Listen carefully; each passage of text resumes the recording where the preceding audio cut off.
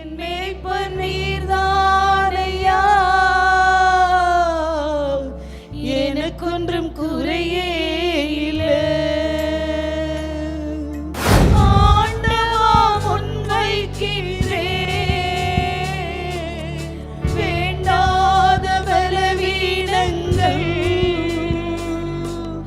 ஆண்டவா முன்வைக்கின்றே. ஆயிரம் ஆயிரம் நன்மைகள் அனுதினம் என்னை சூழ்ந்திட, கிருபையும் இரக்கமும் அன்பும் கொண்டீரே. ஆசீர்வதிக்கிறவர் இயேசு கிறிஸ்து தான். அவர்கிட்ட தான் எல்லா பரிபூர்ணமும் இருக்கிறது. வானத்துக்குரிய ஆசீர்வாதம், பூமிக்குரிய ஆசீர்வாதம், ஸ்தலங்களுக்கு கற்பங்களுக்குரிய ஆசீர்வாதம் அவர்கிட்ட இருக்கிறது.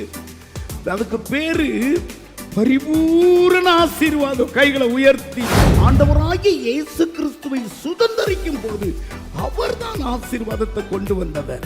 அவர்தான் பொல்லாங்குகளிலிருந்து விலக்கி நம்மை ஆசீர்வதிக்கிறவர். மரணத்திலிருந்து, பாவத்திலிருந்து, சாபத்திலிருந்து அவருக்கு நாம் இடம் கொடுக்க வேண்டும். அவரை சுதந்தரிக்க வேண்டும். அவர் கொடுக்கிற ஆசீர்வாதம் தான் பரிபூர்ண ஆசீர்வாதம்.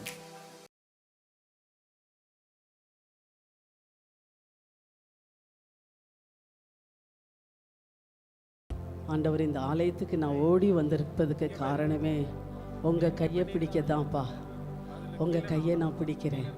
இந்த மாதத்தின் முதல் நாளிலே நீங்கள் என் கரத்தை பிடிங்க ஆண்டவரே. எல்லா இடத்துல ஒப்பு கொடுப்போம்மா. நீங்கள் என் கையை பிடிச்சி நடத்தினா நீர் என் மெய்ப்பராக இருப்பீர், என் தகப்பனாக இருப்பீர். சங்கீதக்காரனாகிய தாவீது சொல்லுகிறான், சங்கீதம் 23, எல்லாரும் வாயை திறந்து சொல்லுவோமா, கர்த்தர் என் மெய்ப்பராக இருக்கிறார், நான் தாழ்ச்சியடையேன். அவர் என்னை புல்லிடங்களில் மேய்த்து அமர்ந்த தண்ணீரண்டில் கொண்டு போய் விடுகிறார். அவர் என் ஆத்துமாவை தேற்றி என்னை நீதியின் பாதையிலே நடத்துகிறார். நான் மரணரின் பள்ளத்தாக்கில் நடந்தாலும் பொல்லாக்கு பயப்படேன். தேவரீர் என்னோடு இருக்கிறீர், உமது கோலும் உமது கையும் என்னை தேற்றும். என் பாத்திரம், என் சத்துருக்களுக்கு முன்பதாக நீர் எனக்கு ஒரு பந்தியை ஆயத்தப்படுத்தி என் தலையை எண்ணெயினால் அபிஷேகம் பண்ணுகிறீர். என் பாத்திரம் நிரம்பி வழியும். ஜீவனுள்ள நாளெல்லாம் நன்மையும் கிருபையும் என்னை தொடரும். நான் கர்த்தருடைய வீட்டிலே நீடித்த நாட்களாய் நிலைத்திருப்பேன். ஹல்லேலூயா, ஹல்லேலூயா, ஹல்லேலூயா. மாதத்தின் முதல் நாளிலே ஆண்டவரை பார்த்து நாம் எல்லாம் சொல்லுவோம், தேவ ராஜ்யத்துக்குரிய முதலாவது தேவ ராஜ்யத்தை தேடுங்கள், அப்பொழுது இவைகள் எல்லாம் உங்களுக்கு கூட கொடுக்கப்படும். ஒரு பெரிய கலெக்டர், அவரை ஆண்டவர் தேவாலயத்தில் வந்திருக்கும்போது ஒரு கலெக்டர் நிற்கிறார். ஆண்டவர்கிட்ட போய், ஆண்டவரே இவர் கலெக்டர் வந்திருக்கிறார், பாருங்க பாருங்க அப்படின்னு சொன்னால் ஆண்டவர் அப்படின்னு அசட்டை பண்ணிடுவாராம். ஆனால் அதே சமயத்தில் ஒரு ஏழை மகள் கண்ணீரோடு கூட தேவ பிரசன்னத்தோடு கூட ஆண்டவரை ஆராதிக்கிறாள் பாருங்கன்னு சொன்னால், அதை உற்று பார்க்க பரலோகமும் தேவதூதர்களும் ஆசையாக இருக்குமாமா. ஆண்டவர் பார்த்து, வாவ் எஸ் அப்படின்னு பக்கத்தில் வந்து அதை உற்று பார்ப்பாராம். ஹல்லேலூயா. இந்த உலகத்திலே பட்டம், பதவி, பணம் எல்லாவற்றை பார்க்கிலும் பேர், புகழ், ஆஸ்திவாரம், வீடு, காரு எல்லாவற்றை பார்க்கிலும் இந்த உலகத்தில் மேன்மை எனப்படுகிறது எதுவோ அது தேவனுக்கு முன்பதாக அசட்டை பண்ணப்படும். இந்த உலகத்தில் அசட்டை பண்ணப்படுவது எதுவோ பரிசுத்தம் அசட்டை பண்ணப்படும், தெய்வ பக்தி அசட்டை பண்ணப்படும். ஆனால் தேவனுக்கு முன்பதாக அதுவே மேன்மையாக எண்ணப்படுவாம். ஹல்லேலூயா. எனவே தான் சங்கீதக்காரனாகிய தாவீது ராஜா, அவர் பெரிய ஒரு ராஜா, ஆனாலும் சொல்றாரு, நான் கர்த்தரிடத்தில் ஒன்றை நான் கேட்டேன், அதையே நான் ஆடுவேன். தேவனுடைய ஆலயத்தில் அவரை ஆராய்ச்சி செய்யும்படியாகவும் அவருடைய மகிமையை பார்க்கும்படியாகவும் நான் ஆடுவேன் என்று சொல்லுகிறார். ஹல்லேலூயா, ஹல்லேலூயா.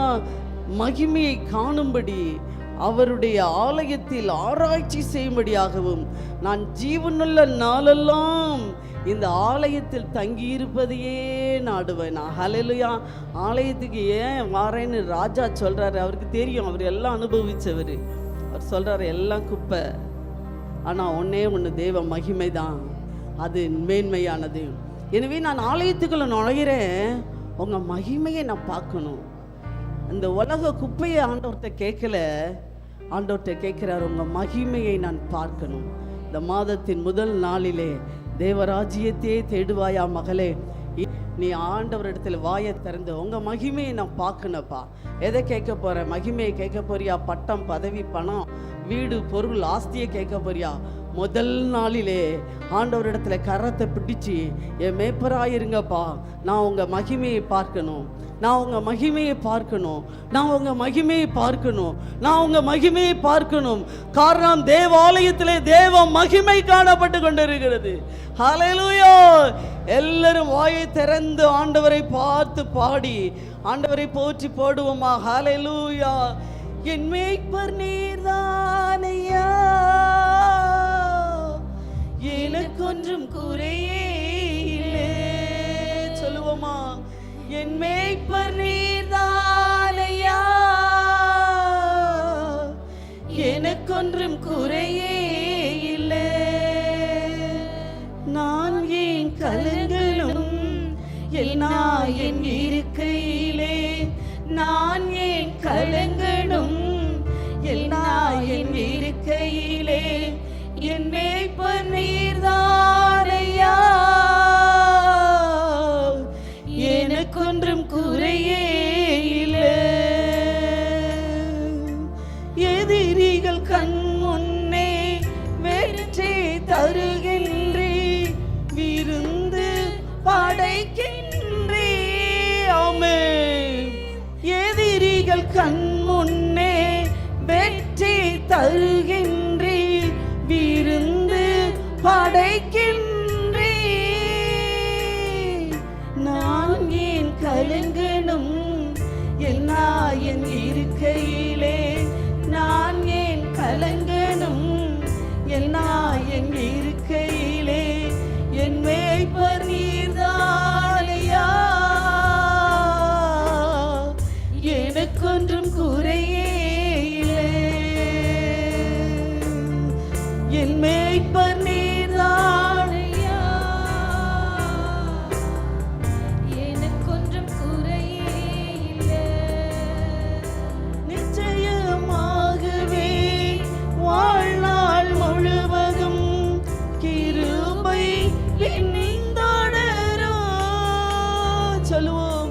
நிச்சயமாகவே வாழ்நாள் முழுவதும் கிருபை பின்தொடரும்.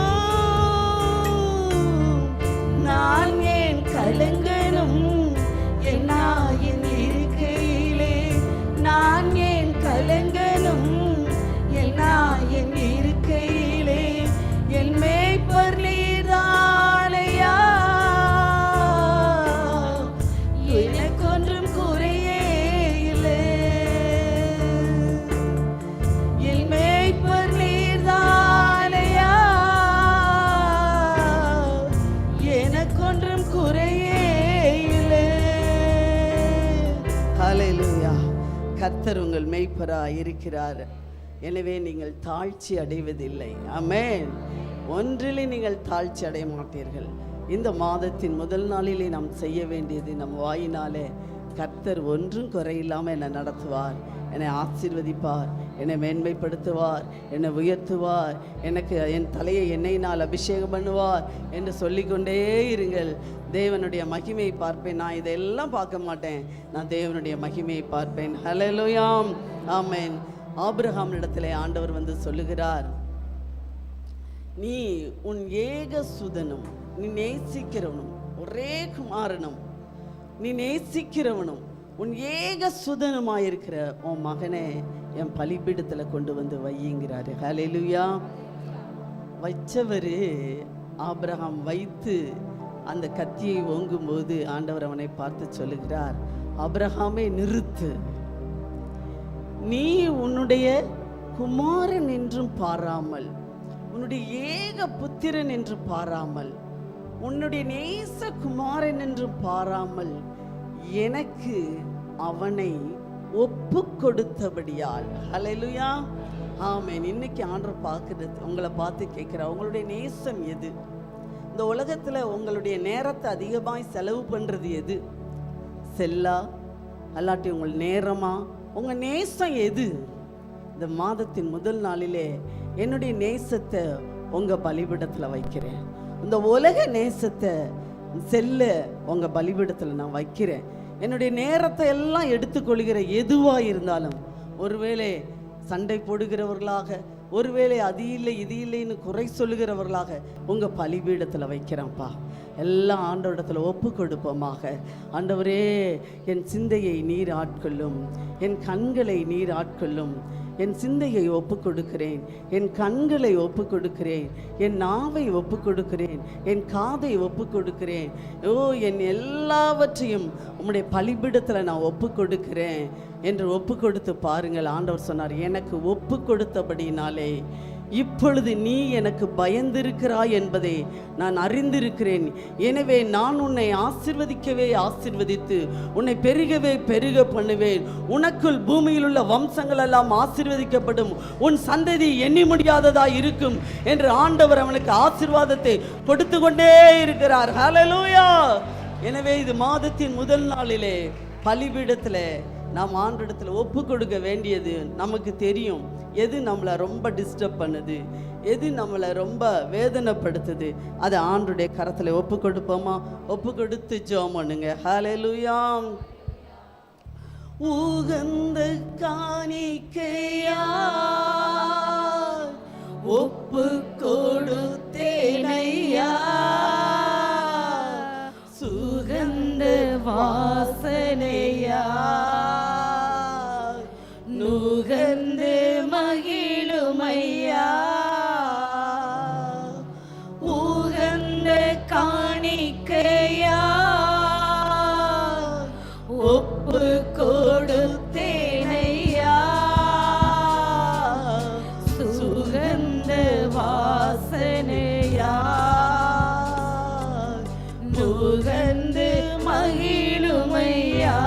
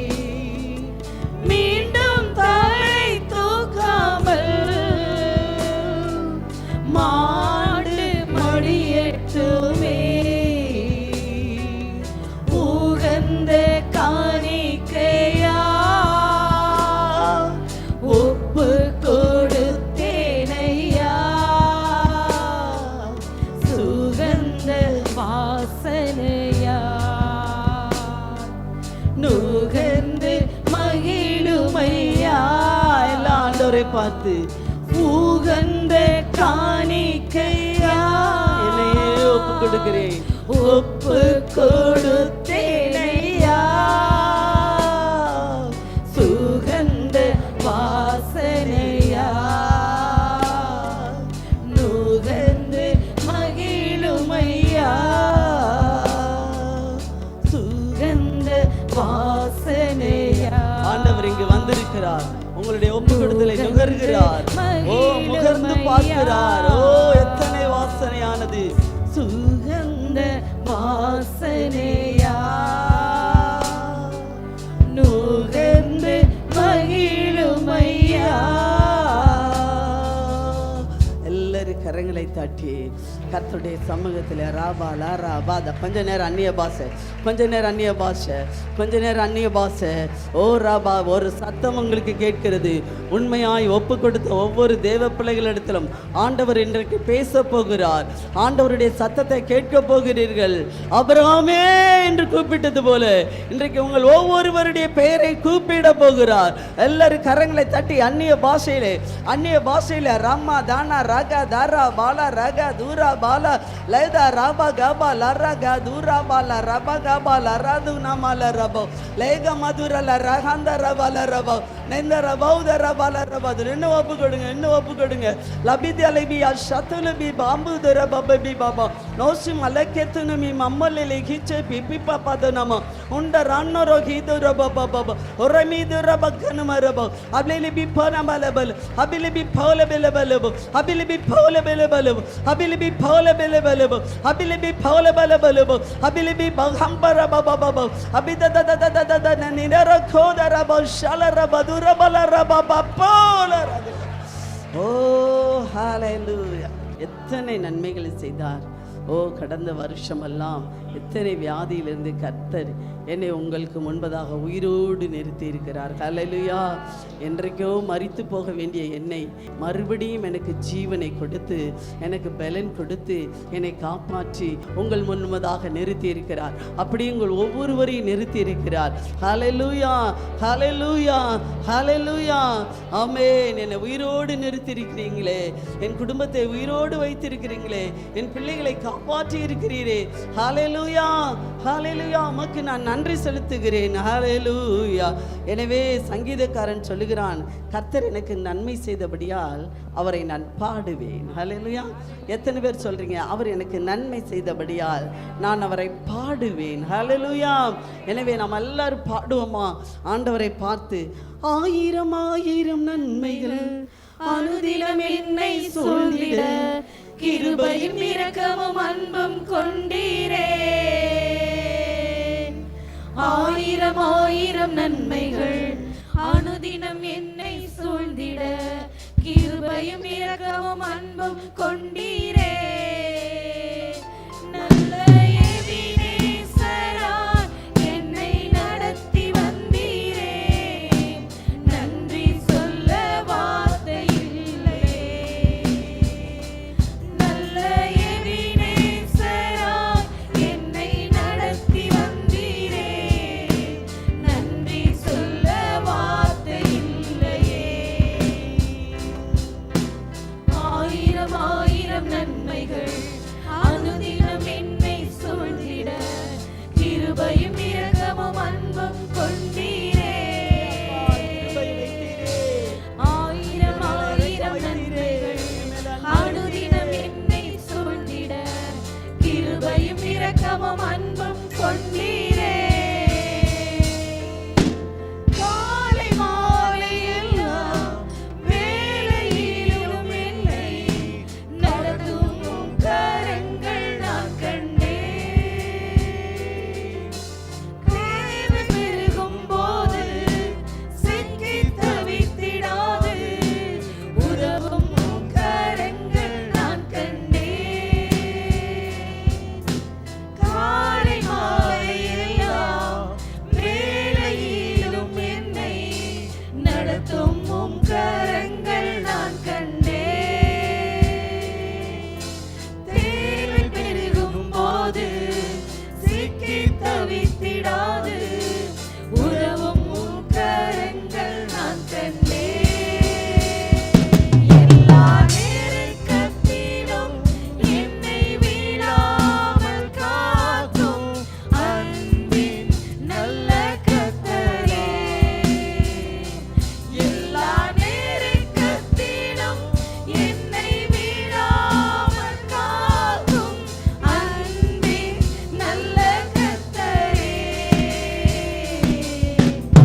ஆயிரம் ஆயிரம் நன்மைகள் அனுதினம் என்னை சூழ்ந்திட கிருபையும் இரக்கமும் அன்பும் கொண்டீரே. ஆயிரம் ஆயிரம் நன்மைகள் அனுதினம் என்னை சூழ்ந்திட கிருபையும் இரக்கமும் அன்பும் கொண்டீரே.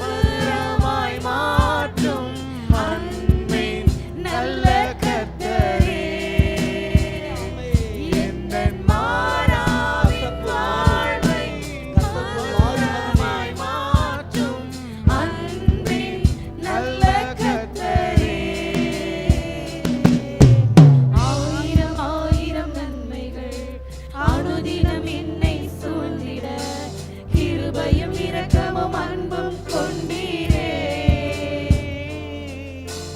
ஆயிரம் ஆயிரம் நன்மைகள் அனுதினம் என்னை சூழ்ந்திட, கிருபையும் இரக்கமும் அன்பும் கொண்டீரே. நல்ல எபினேசராய் என்னை நடத்தி வந்தீரே. நன்றி சொல்ல வார்த்தை இல்லையே. நல்ல எபினேசராய் என்னை நடத்தி வந்தீரே. நன்றி சொல்ல வார்த்தை இல்லையே. நன்றி சொல்ல வார்த்தை இல்லையே. நன்றி சொல்ல வார்த்தை இல்லையே. எத்தனை பேர் சொல்லுங்க, கர்த்தர் எனக்கு செய்த நன்மைகளை நான் நன்றி சொல்லணும்னா எப்படி அவரை என்ன வார்த்தை சொல்லி நான் நன்றி சொல்வது? ஹல்லேலூயா. எத்தனை நன்மைகள், ஆயிரம் ஆயிரமாய் நன்மை செய்திருக்கிறார், கோடி கோடியாய் நன்மை செய்திருக்கிறார். கரங்களை தட்டி நன்றி செலுத்துவோம். நன்றிப்பா, நன்றிப்பா சொல்லுங்க, வாயை திறந்து நன்றிப்பா, நன்றிப்பா, கோடி நன்றிப்பா, கோடி நன்றிப்பா, கோடி நன்றிப்பா, கோடி நன்றிப்பா, கோடி நன்றிப்பா, கோடி நன்றிப்பா. ஹல்லேலூயா, ஆமென், ஹல்லேலூயா.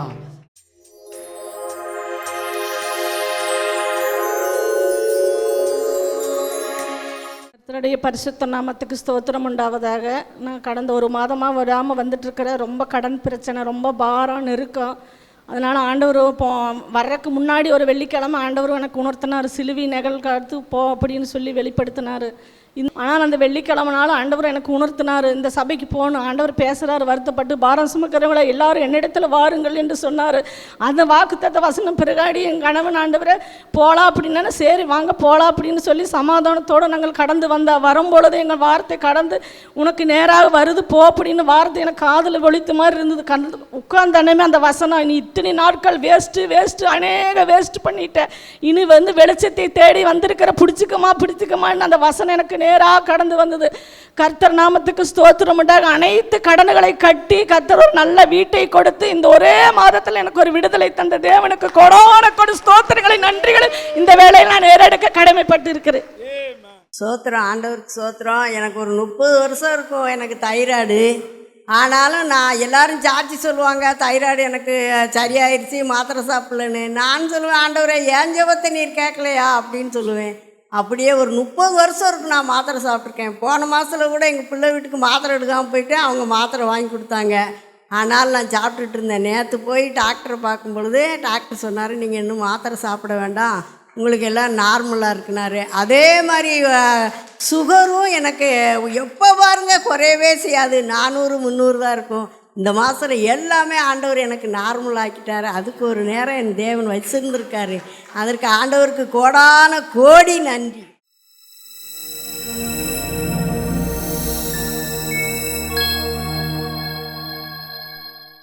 அவர் உங்கள் எல்லாரையும் உங்கள் பொல்லாங்குகள் இருந்து உங்களை விலக்கி உங்களை ஆசீர்வதிக்கும்படி முதலாவது உங்களிடத்திற்கே அவரை அனுப்பினார் என்றான். அல்லேலூயா.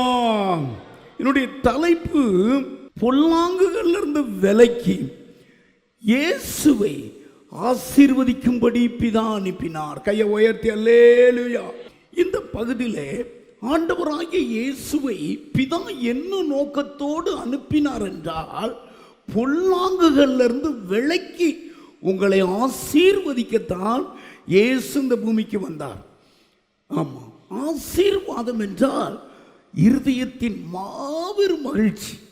ஆசீர்வாதங்கிற இந்த வார்த்தையை பாருங்க, அவ்வளவு ஒரு எல்லாராலையும் விரும்பத்தக்க ஒரு வார்த்தை ஆசீர்வாதம். இந்த உலகம் ஆசீர்வாதத்துக்கு ஏங்கி தவிக்கிறது. யாரை பாருங்க, ஆமா ஆசீர்வாதமா இருக்கணும்னு தான் நினைக்கிறான். யாராவது கெட்டு போன்னு நினைப்பாங்களா? ஆனா ஒன்னு அடையாளம் காட்டுறாரு பாருங்க, பொல்லாங்கன்ல இருந்து உங்களை விலக்கி, இந்த பொல்லாங்கன்ல இருந்து விலக்கி அவன் நம்மளை ஆசீர்வதிப்பார். பொல்லாங்கன் என்றால் என்ன? எபேசியர் எழுதின புஸ்தகம் 6வது அதிகாரம் 16வது வசனத்துல அந்த பொல்லாங்கன் எய்யும் அக்கினி ஆஸ்திரங்கள்னு ஒண்ணு இருக்கிறது. வாசிங்க. பொல்லாங்கு எய்யும் அக்கினி ஆஸ்திரங்கள் ஆஸ்திரங்களை எல்லாம் இங்க கவனிங்க, பொல்லாங்கன் எய்யும் அக்னி ஆஸ்திரங்களை எல்லாம் அவிழ்த்து போடத்தக்கதாய். ஆமா, அவிழ்த்து போடத்தக்கதாய். கையை உயர்த்தி ஒரு சொல்லுங்க. பொல்லாங்கன் என்றால் பிசாசு. அவன் ஒருபோதும் ஜனங்களை ஆசீர்வதிக்க முடியாது, நன்மை செய்ய முடியாது. அவன் இருளில் இருந்து வந்தவன், அவன் பாதாளத்தில் தள்ளப்பட்டவன். அந்த பொல்லாங்கனுடைய நோக்கம் என்ன? ஜனங்களை அழிக்கணும். அதுதான் அந்த பொல்லாங்கன். பொல்லாங்கன் என்ன பண்றான்? ஜனங்களுக்குள்ள வியாதியை கொடுக்கிறான், வறுமையை கொடுக்கிறான், பிரிவினையை கொடுக்கிறான். பிசாசு ஒரு ஜனங்களுக்குள்ள ஒரு போராட்டத்தை, கணவன் மனைவிக்குள்ள ஒரு போராட்டத்தை, செய்வனையின் போராட்டத்தை கொடுக்கிறான். ஜனங்களை தொல்லை பண்ணிக்கிட்டே இருக்கிறான். சாபங்கிற ஒரு போராட்டத்தை கொடுக்கிறான், பாவம்ங்கிற ஒரு அடிமைத்தனத்தை கொடுக்கிறான். இதெல்லாம் பொல்லாங்கன்ல இருந்து வர்றது. ஒரு சொன்னா, நான் தூத்துக்குடியில் இருந்தேன்ல, மாப்பிள்ள உங்களை பார்த்தா நல்லா ஆசீர்வதிக்கப்பட்டிருக்கீங்க மாப்பிள்ளைன்னாரு. நீங்கள் ஆண்டவர் தான் மச்சான் எனக்கு இப்படி பண்ணாருன்னு சொன்னேன். அவர் ஒன்று என்ன சொல்கிறாருன்னா, மாப்பிள்ள நாங்களும் ஆசீர்வதிக்கப்பட்டிருக்கிறோம், ரொம்ப நாம் பட்டினி பசியமாக இருந்தோம் மாப்பிள்ள, இப்போ நாங்கள் தினமும் பிரியாணி சாப்பிட்றோம். பத்தியா மாப்பிள்ள மச்சான் போட்டிருக்க சட்டை பற்றியா, தினமும் புது சட்டை போடுறேன், நல்ல பெரிய வீட்டில் குடியிருக்க மாப்பிள்ள, என் வீட்டை வந்து பார்த்துட்டு போ, காரில் வந்திருக்க மாப்பிள்ள அப்படிலாம் சொன்னார். உண்மை மச்சான், அது ஆசீர்வாதம் அல்ல, உயர்த்தப்பட்டிருக்கீங்க. நீங்கள் நல்லா உழைக்கிறீங்க, உயர்த்தப்படுறீங்க. ஆசீர்வாதங்கிறது அது இயேசு கொடுக்குற ஆசீர்வாதம். இயேசு ஆசீர்வதிக்க முடியா இந்த பூமிக்கு அனுப்பப்பட்டார். மதம் மாறுறதில்ல மச்சான். அவர்கிட்ட சொன்னேன், ரொம்ப உரிமையாக என் கூட பேசிக்கிட்டே இருந்ததுனால நான் சொன்னேன். அவர் சொல்கிறாரு, இப்படிலாம் நான் பண்ணி உயர்த்தப்பட்டிருக்கேன். அது ஒரு உயர்வு. ஆசீர்வாதம்னா இயேசு கொண்டு வந்தது தான் ஆசீர்வாதம். கைகளை உயர்த்தி ஒரு அல்லேலூயா சொல்லுங்க. ஹல்லேலூயா, ஹல்லேலூயா. ஆசீர்வாதம் என்ன நான் உங்களுக்கு சொல்கிறேன். ஆசீர்வதிக்கிறவர் இயேசு கிறிஸ்து தான். அவர்கிட்ட தான் எல்லா பரிபூர்ணமும் இருக்கிறது. வானத்துக்குரிய ஆசீர்வாதம், பூமிக்குரிய ஆசீர்வாதம், ஸ்தலங்களுக்கு கற்பங்களுக்குரிய ஆசீர்வாதம் அவர்கிட்ட இருக்கிறது. அதுக்கு பேரு பரிபூரண ஆசீர்வாதம். கைகளை உயர்த்தி. அப்போ இந்த ஆசீர்வாதத்தை நாம் பெற்றுக்கொள்ளுகிறதற்கு இயேசு கிறிஸ்துவை சுதந்தரித்துக் கொள்றது மூலமாய் அந்த பரிபூரண ஆசீர்வாதம் வருகிறது. வேற எந்த விதத்திலையும் வராது. பொய் பேசினா, திருடுனா, கள்ளக்கணக்கு, அது ஒரு பணங்கள் பெருகும். அதெல்லாம் இல்லை. எப்படி வருதோ அப்படி பெயரும். துன்மார்க்கன் சனப்பொழுது சொடக்குறதுக்குள்ள காணாம போயிடுவான். ஆசீர்வதிக்கிறவர் இயேசு கிறிஸ்து தான். பிதா இந்த வானத்தையும் பூமியும் உண்டாக்குற அந்த சர்வ வல்லமையுள்ள தேவன் தம்முடைய ஒரே பேரான குமாரனை இந்த மனுபுத்திரருக்கு கொடுத்ததுக்கு காரணம் பொல்லாங்கன். அந்த அந்த வசனம் சொல்லுகிறது, பொல்லாங்குகள்ல இருந்து உங்களை விலக்கி உங்களை ஆசீர்வதிக்கும். ஆமா, பொல்லாங்கன் ஒரு சாபத்தை கொடுக்கிறான், மரணத்தை கொடுக்கிறான், ஒரு ஆக்சிடென்ட் கொடுக்கிறான், ஒரு அழிவை கொடுக்கிறான். இதெல்லாம் பொல்லாங்கன். ஆசீர்வதிக்க ஜனங்களை எப்படியாவது அந்த ஆசீர்வாதத்திலிருந்து பிடுங்கணும். ஒரு செகண்ட் அவனை அழிச்சிடணும் அப்படின்னு தான் நினைக்கிறான். ஆனால் மெய்யான ஆசீர்வாதம் இயேசு கிறிஸ்துவை சுதந்தரிக்கும் பொழுது வருகிறதே. ஆமேன் சொல்லுங்க. அல்லேலூயா. மெய்யான ஆசீர்வாதம் பரலோகத்தின் அந்த பூரணத்தை அடைவதுதான் மெய்யான ஆசீர்வாதம். ஆத்துமாவிலும் ஆவிலையும் ஒரு உணர்வை அடைகிறதான், ஒரு மாற்றத்தை அடைகிறதான் ஆசீர்வாதம். அல்லேலூயா. சரீரத்திலையும் ஆவிலையும் ஒரு விடுதலை அடைவதான் ஆசீர்வாதம். ஆவிலையும் ஆத்மாவிலையும் ஒரு கலிகூறுதல், ஒரு மகிமையான யாரோ ஒரு சுமக்கிறது போற ஒரு கலிகூறுதல் வருகிறதான் ஆசீர்வாதம். அல்லேலூயா, அல்லேலூயா. கிறிஸ்துவுக்காக சாட்சியாய் வாழ்வதுதான் ஆசீர்வாதம். பாவ அடிமைத்தனத்திலிருந்து விடுதலையோடு வாழ்வதுதான். சமாதானத்தோடு சந்தோஷத்தோடு சொல்லுங்க, வாழ்வதுதான் ஆசீர்வாதம். ஆரோக்கியத்தோடு சௌக்கியத்தோடு வாழ்வதுதான் ஆசீர்வாதம். எல்லாம் கைகளை தட்டி கர்த்தரை மகிமைப்படுத்துங்க. அல்லேலூயா, அல்லேலூயா, அல்லேலூயா. நீங்க இந்த உபாகம புஸ்தகம் 28வது அதிகாரத்தை நீங்க பார்த்தா, நீங்க அந்த 2வது வசனத்துல இப்படி நடந்தா அந்த ஆசீர்வாதம் பலிக்கும். ஆனா அதுல 28 ஆசீர்வாதங்கள் இருக்கிறது. அதற்கு அடுத்து கவனிங்க, பலிக்கும், நான் அப்படி பலிக்கும். அடுத்து சாபமும் பலிக்கும் இருக்கிறது. 15வது வசனத்திலிருந்து, இன்று நான் உனக்கு விதிக்கிற உன் தேவனாகிய கர்த்தருடைய எல்லா கற்பனைகளின்படியும் கட்டளைகளின்படியும் நடக்க கவனமாய் இருப்பதற்கு அவர் சத்தத்துக்கு செவி கொடாதே போவாயாகில். பாருங்க, செவி கொடுத்த ஆசீர்வாதம், செவி கொடாம போனா சாபம் இருக்கு. இப்பொழுது சொல்லப்படும் சாபங்கள் எல்லாம் உன்மேல் வந்து உனக்கு பலிக்கும். 2வது வசனம் படிச்சிருங்க. நீ உன் தேவனாகிய கர்த்தரின் சத்தத்துக்கு செவி கொடுக்கும் பொழுது இப்பொழுது சொல்லப்படும் ஆசீர்வாதங்கள் எல்லாம் உன்மேல் வந்து உனக்கு பலிக்கும். இப்பொழுது சொல்லப்படும் ஆசீர்வாதங்கள் எல்லாம் உன்மேல் வந்து உனக்கு பலிக்க. அப்போ சாபமும் பலிக்கும், ஆசீர்வாதமும் பலிக்கும். எப்படி? கர்த்தர் ஆண்டவராகிய இயேசு கிறிஸ்துவை சுதந்தரிக்கும் போது அவர்தான் ஆசீர்வாதத்தை கொண்டு வந்தவர்.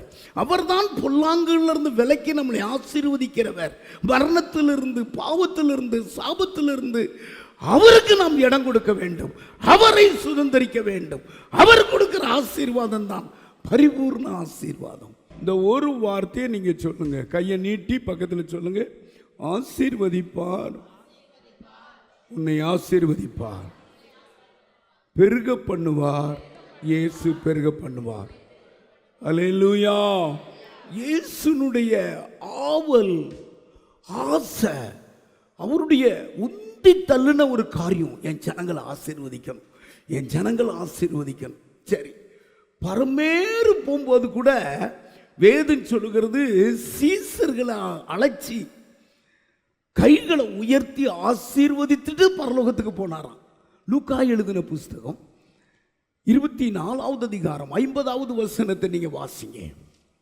பின்பு அவர் பெத்தானியா வரைக்கும் அவர்களை அழைத்துக் கொண்டு போய் தம்முடைய கைகளை உயர்த்தி அவர்களை ஆசீர்வதித்தார். ஆண்டவர் ஆகிய இயேசு கிறிஸ்துவை ஏன் இவ்வளவாய் நாம் நேசிக்க வேண்டும்? ஏன் அவருடைய பாதத்தை முத்தம் கொடுக்க வேண்டும்? அவர் இருதயம், இந்த தெய்வத்தினுடைய இருதயம் என் ஜனங்களை ஆசீர்வதிக்கணும். இயேசுனுடைய இருதயம் என் ஜனங்களை ஆசீர்வதிக்கணும். என் ஜனங்கள் அந்த வியாதியிலிருந்து என் ஜனங்களை விடுதலை செய்யணும். சாபத்திலிருந்து என் ஜனங்களை ஆசீர்வதிக்கணும். ஐயோ, இதுதான் அவருடைய ஊழியத்துக்கு வந்தார். கைகளை உயர்த்தி ஒரு அல்லேலூயா சொல்லுங்க. அங்கு இங்கு போய் ஜனங்களை ஆசீர்வதித்துக் கொண்டுதான் இருந்தார். 2 அப்பம் 2 மீன் 5 அப்பம் ஆசீர்வாதமாய் இருந்தது.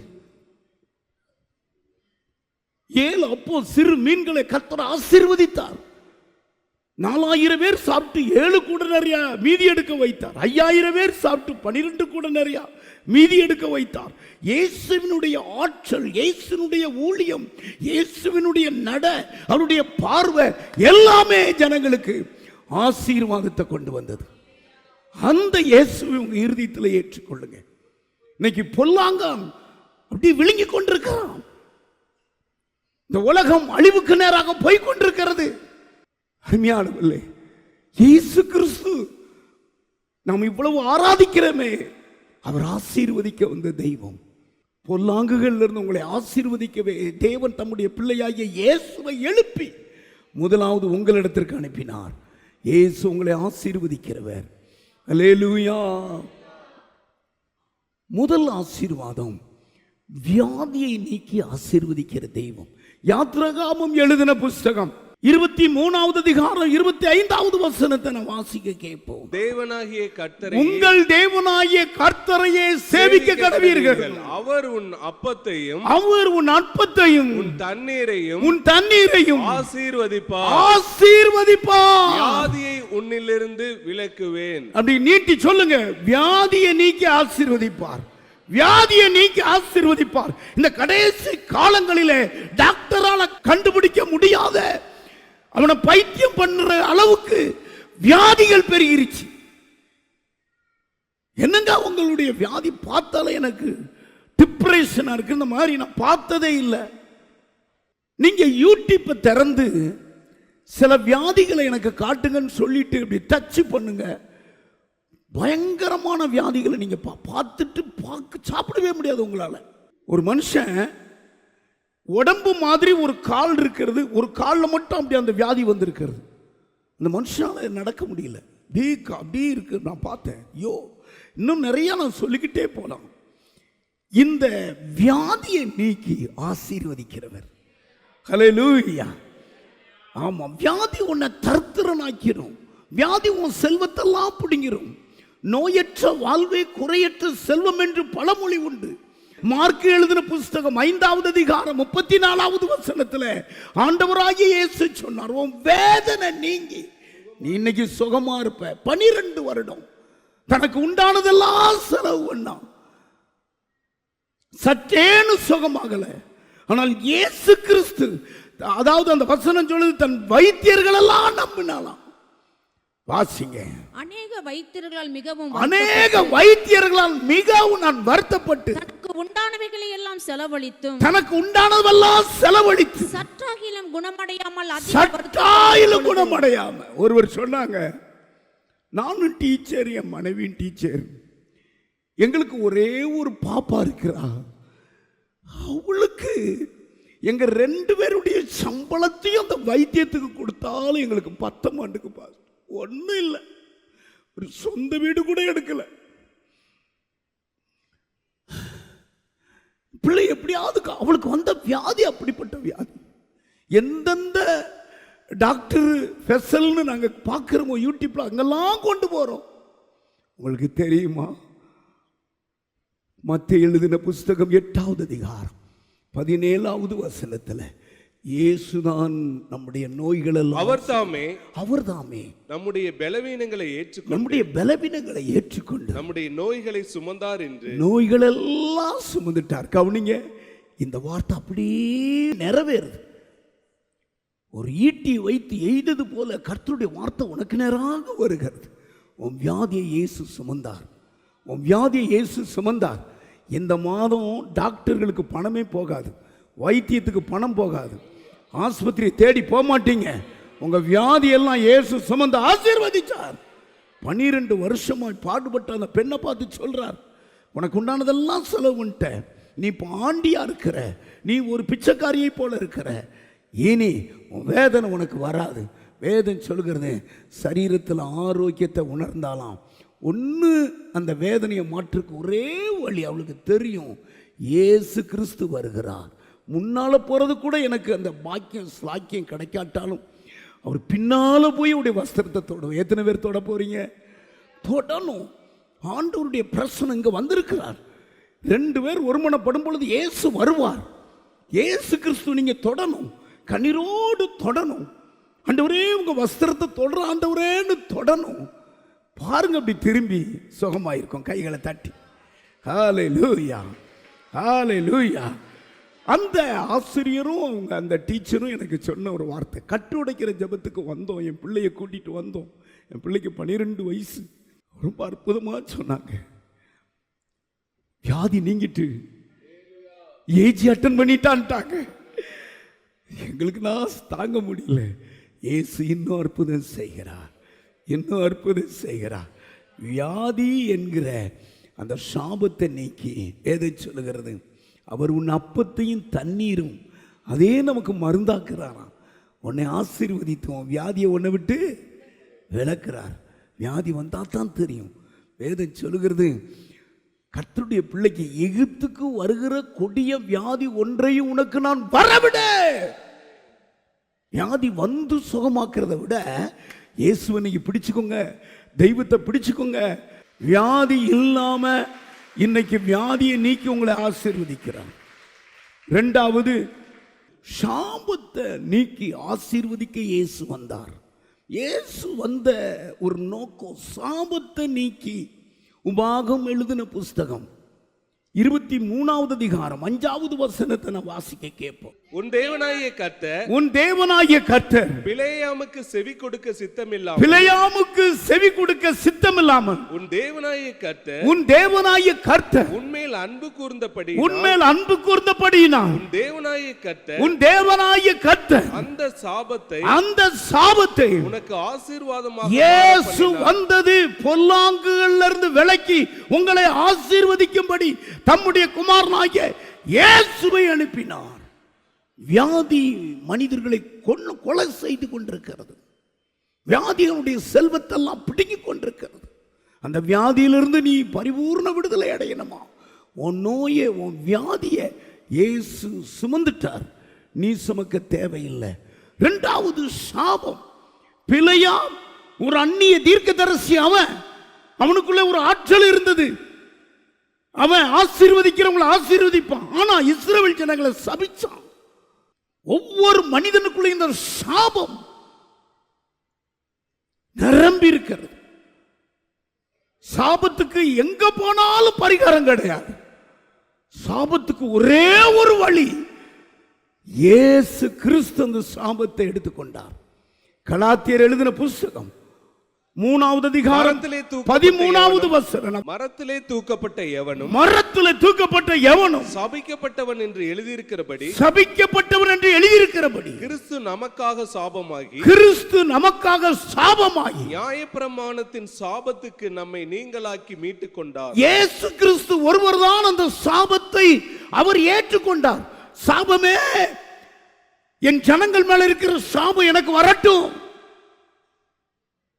அவர் ஏற்றுக்கொண்டார். அல்லேலூயா. எல்லாரும் ஒரு அல்லேலூயா சொல்லுங்க. மறுபடியும் ஒரு அல்லேலூயா சொல்லுங்க. சாபங்கள், ரெபேக்காள் ஒரு நாள் சொன்னா, அந்த சாபம் எனக்கு வரட்டப்பா, நீ ஓடிரு. சபிப்பாரு.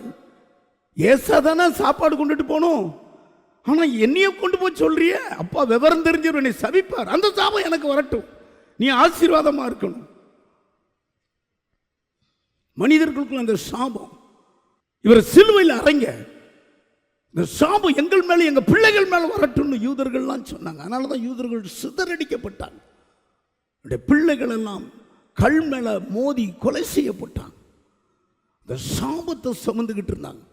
அருமையான கணத்துக்குரிய அண்ணன் மோகன் சி லாசரஸ் அவர்கள் ஒரு உதாரணம் சொன்னாங்க. அவங்க சொந்தத்தில் ஒரு பெரிய ஐஸ்வர்யமா நிறைய வயல் வச்சிருந்திருக்கிறார். நீங்களும் கேட்டிருப்பீங்க. அந்த வயல்ல ஒரு மாடு போய் அந்த கதிரை தின்னதுனால அவர் ஒரு பெரிய செல்வந்தர். கிட்டத்தட்ட அவங்களுக்கு ஒரு 30 ஏக்கர் வயல் இருந்திருக்கு. அறுவடை நேரத்தில் போய் தின்னதுனால அந்த மாட்டை பிடிச்சு தோலை உரிச்சு இந்த மாடு சாகிற வரைக்கும் அதை கொலை செய்திருந்திருக்கிறார். அப்படி உட்கார்ந்து, கொள்ளுங்கடா அந்த மாட்டை, உரிங்கடா, எவன்டா அப்படி வயல்களில் விட்டது. கவனிங்க, அவருடைய பிள்ளைகள் 3 ஆம்பளை பையங்க. 3 ஆம்பளை பையங்களுக்கும் திருமணம் அடுத்தடுத்து நடக்கு. அவங்களுக்கு பெற்ற பிள்ளைகள் எல்லாம் மாட்டு போலவே கால் விரிஞ்சு, அதாவது பாதங்களில் 2 விரிவு இருக்குமாமா. 5 விரல் இருக்குல்ல, 5 விரல் இருக்காதான். அவர் ஓயாமல் சொல்லுவார் அதை குறித்து. கேள்விப்பட்டிருக்கீங்களா? அந்த மாட்டினுடைய அந்த கால் இப்படி இருக்குமாமா. அந்த 3வது நான் 3 குடும்பத்துக்கு இருந்ததாமா. 3 குடும்பத்துக்கு இருந்ததாமா. பாருங்க சாபத்தை பாருங்க. அதுல அவங்க சித்தப்பா குடும்பங்கள்லாம் ஆசீர்வாதமா இருக்கிறது. ஒன்னா இருக்கிறவங்களும் தான் அப்படி நடந்திருக்கு. அந்த சித்தப்பா குடும்பம் முழுவதும் கர்த்தரை ஏற்றுக்கொண்டாங்க, கைகளை உயர்த்தி. சாபத்திலிருந்து மாறணும்னா இயேசு கிறிஸ்து அந்த சாபத்தை எடுத்திருக்கிறார். இன்றைக்கு அந்த சாபம் ஜனங்களை விட்டு போகும். இது கடைசி மாதம் அல்லவா? சாபத்தை சுமந்துட்டு வந்திருக்கீங்களா? சாபத்தை ஆண்டவராகிய இயேசு சிலுவையிலே சுமந்துட்டார். மரத்தில் தூக்கப்பட்ட எவனும் சபிக்கப்பட்டவன் என்று எழுதியிருக்கிறபடி கிறிஸ்து நமக்காக சாபமாயிட்டார். தொடைய தட்டி சொல்லுங்க, இனி ஒரு சாபம் உங்களை தொடாது. ஹல்லேலூயா, ஹல்லேலூயா. ஒரு சாபமும் உங்களை தொடாது. இயேசு கிறிஸ்து அதிலிருந்து ஆசீர்வதிப்பார். மூன்றாவது, சமாதான குலைச்சலை உண்டாக்குற அதை எடுத்து சமாதானத்தோடு உங்களை ஆசீர்வதிப்பார். அம்மா ஆராதிக்கும் போது இந்த வசனத்தை சொன்னாங்க, கர்த்தர் உங்களுக்கு பலன் கொடுத்து உங்களை ஆசீர்வதிப்பார். அந்த வசனத்தின் முடிவு சமாதானமும் கொடுத்து ஆசீர்வதிப்பார். சங்கீதம் எழுதின புஸ்தகம் 29ஆம் சங்கீதம் 11வது வசனத்தை வாசிங்க. கர்த்தர் தமது ஜனத்துக்கு பலன் கொடுப்பார். கர்த்தர் தம்முடைய ஜனத்துக்கு பலன் கொடுப்பார். கர்த்தர் தமது ஜனத்திற்கு சமாதானம் அருளி அவர்களை ஆசீர்வதிப்பார். ஆசீர்வதிப்பார். இந்த நாட்கள்ல சமாதானம் இல்லை. ஒருவர் கணேசாபுரம் அதுல எங்க ஊருக்காரர் மளிகை கடை வச்சிருக்கிறார். அந்த ஊர்ல ஒரு கான்ட்ராக்ட் எடுத்து சிக்கோல்ல கான்ட்ராக்ட் எடுத்து மோல்டிங் கான்ட்ராக்ட் எடுத்து வேலை செய்கிறவர் தண்டுவாளத்துக்குள்ளேயே நடந்துகிட்டே இருந்தாராம். அப்போ இவருக்கு பார்க்கும்போது, என்னென்ன நீங்கள் இந்த 2 நாளாக தண்டுவாளத்திலேயே நடந்துக்கிட்டு இருக்கீங்களே, என்ன? ஒன்றும் இல்லைப்பா அப்படின்னு சொல்லியிருக்கிறார். நைட்டில் 8:30 ஒரு ட்ரெயின் வருமாமா. இவர் இங்கேயே நான் நடந்துக்கிட்டே இருக்கிறாருங்க. அவர் என்னன்னு தெரியல, போய் பாருங்க அப்படின்னு சொல்லி அவர் 30 பேருக்கு தொழில் கொடுக்கிறவர். இப்படி நடந்துக்கிட்டே இருந்திருக்கிறார். ஒன்றுமில்ல அப்படின்னு சொல்லிட்டார். அடுத்து பார்த்தா அடுத்த நாள் அதே மாதிரி 8:30 ட்ரெயின் வருது. அப்படி தலையை கொடுத்து படுத்துட்டார். அது எழுதி வைத்திருக்கிறாரு, எனக்கு 5 பிள்ளைகள், எல்லா வசதி வாய்ப்பு இருக்குது, எனக்கு சமாதானம் இல்லை, என் மரணத்தை குறித்து யாருக்கும் விசாரிக்காதீங்க. பாக்கெட்டில் வச்சிருக்கிறார். தலை அங்கே தனியாக கிடக்கு, உடம்பு கிடக்குங்க. அதில் அந்த ரத்தம் படிஞ்சு அந்த பேப்பரை எடுத்து பார்த்தா, யாரையும் நீங்கள் தப்பு பண்ணாதீங்க, எனக்கு 60 வயசு தான் ஆகுது, ஆனால் என்னால் வாழ பிரியமில்லை, நான் மறிச்சு போகிறேன். அவன் சொல்லிக்கிட்டாங்க.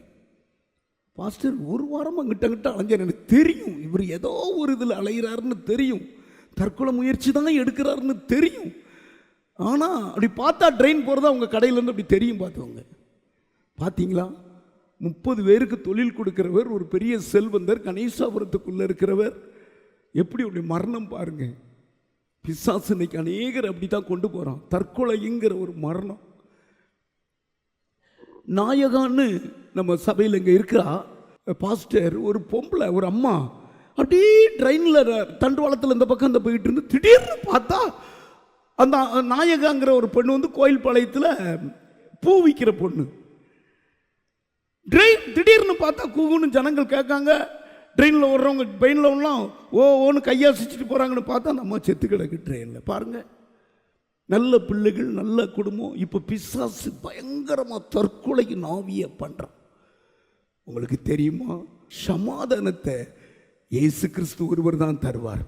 இந்த கடைசி காலத்தில் சமாதானத்தை பிடுங்குமா. வெளிப்படுத்தல் எழுதின புஸ்தகம் 6வது அதிகாரம் 4வது வசனத்தை நான் வாசிக்க கேட்போம். அப்பொழுது சிவப்பான வேறொரு குதிரை புறப்பட்டது. ஒரு குதிரை, அதன் மேல் ஏறி இருந்தவனுக்கு பூமியில் உள்ளவர்கள் ஒருவரை ஒருவர் கொலை செய்யத்தக்கதாக, அது மேல் அந்த சிவப்பு குதிரையில வர்றவர் ஒருவருக்கு ஒருவர் கொலை செய்யத்தக்கதாக தூண்டு வரான். சமாதானத்தை பூமியிலிருந்து எடுத்து போடும்படியான சமாதானத்தை. இதான் கடைசி காலம். அப்போ அந்த சிவப்பு குதிரையில வர்ற ஒரு மனிதன் ஒருவரை ஒருவர் கொலை செய்யும்படி ஏவுவானா. தோட்டம் எங்க தோட்டம்ப்பா? கடந்த மாசத்துலயா பல்லடத்துல சாயங்காலத்துல தண்ணி அடிச்சுட்டு இருந்திருக்கிறாங்க. தோட்டத்து ஓனர் என்னங்க 4 பேருங்க சுத்தி நம்ம கிணத்து பக்கத்துல தண்ணி அடிச்சுட்டு இருக்கான்னு போய் சத்தம் தான் போட்டிருக்கிறாரு. அவரையும் கொலை செய்து, அவர் மனைவியும் கொலை செய்து, அவர் தம்பியும் கொலை செய்து, தம்பி மனைவியும் கொலை செய்து பல்லடத்துல நடந்ததுங்க. அப்ப என்ன ஒரு ஆவி வருதான், அது கொலை செய்யும்படி தூண்டுதான். இப்ப இந்த காலகட்டத்தில் நிறைய கொலைகளை யூடியூப்ல பார்க்கலாம். நிறைய கொலைகளை யூடியூப்ல பார்க்கலாம். காரணம், இந்த வசனத்தை எல்லாரும் படிங்க. ஒருவரை ஒருவர் கொலை செய்யத்தக்கதாக, ஒருவரை ஒருவர் கொலை செய்யத்தக்கதாக, சமாதானத்தை பூமியிலிருந்து எடுத்து போடும்படியான, சமாதானத்தை பூமியிலிருந்து எடுத்து போடும்படியான அதிகாரம் கொடுக்கப்பட்டது. பாருங்க, அதுக்கு அதிகாரம் கொடுக்கப்பட்டது. கவனிக்கிறீங்களா? இந்த அதிகாரத்தெல்லாம் பிடுங்கி நம்ம ஆண்டவர் ஒன்று கொண்டு வந்தார், சமாதான பிரபு. ஹல்லேலூயா. இயேசு பிறக்கிற நற்செய்தி சொல்லுங்க. உன்னதத்திலே மகிமையும் பூமியிலே சமாதான பிரபு வந்தார். 5 நாமத்துல ஒரு நாமம் இயேசு கிறிஸ்து, சமாதானம் பிரபு என்கிற நாமம். இந்த சமாதானத்தை கொடுக்க உங்களுக்கு தெரியுமா எப்போ வரும் தெரியுமா சமாதானம்? சிலுவையை பாருங்க. கொலைசீர் எழுதின புஸ்தகம் 1வது அதிகாரம் 20வது வசனத்தை நீங்க வாசித்தா அவர் சிந்திய இரத்தத்துல தான் சமாதானம் இருக்கிறது. ஒவ்வொரு ஞாயிற்றுக்கிழமையும் ஏராளமான ஜனங்கள் நமது ஆலயத்திற்கு வந்து விடுதலை, சுகம், ஆசிர்வாதம் மற்றும் சமாதானம் பெற்று செல்கின்றனர்.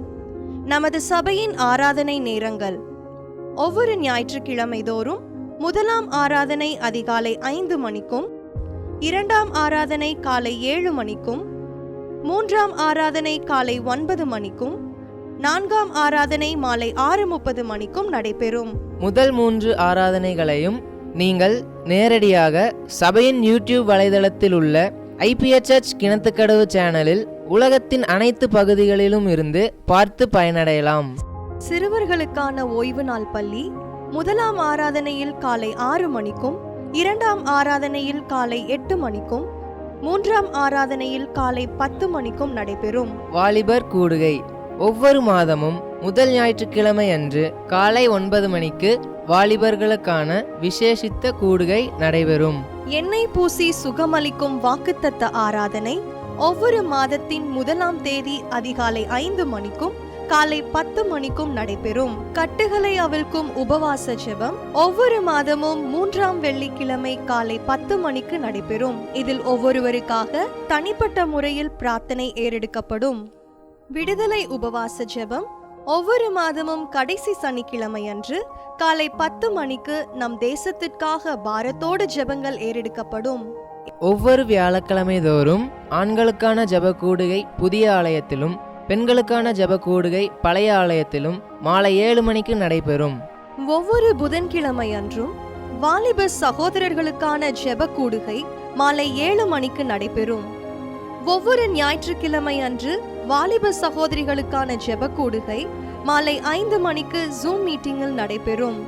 நமது சபையில் தினமும் காலை 10 மணி முதல் 2 மணி வரை சபைக்காகவும் தேசத்திற்காகவும் ஜெபங்கள் ஏறெடுக்கப்படும்.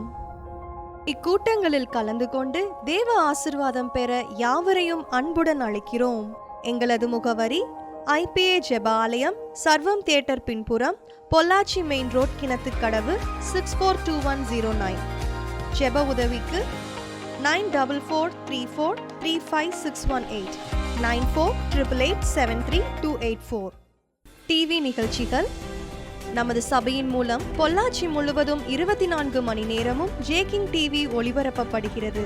VK செட்டப் பாக்ஸில் 112வது சேனலிலும், TCCL செட்டப் பாக்ஸில் 152வது சேனலிலும், SCV செட்டப் பாக்ஸில் 217வது சேனலிலும், டாக்ஸ் செட்டப் பாக்ஸில் 62வது சேனலிலும் நமது சபையின் பாடல்கள், ஆராதனைகள், செய்திகள் ஒளிபரப்பப்படுகிறது.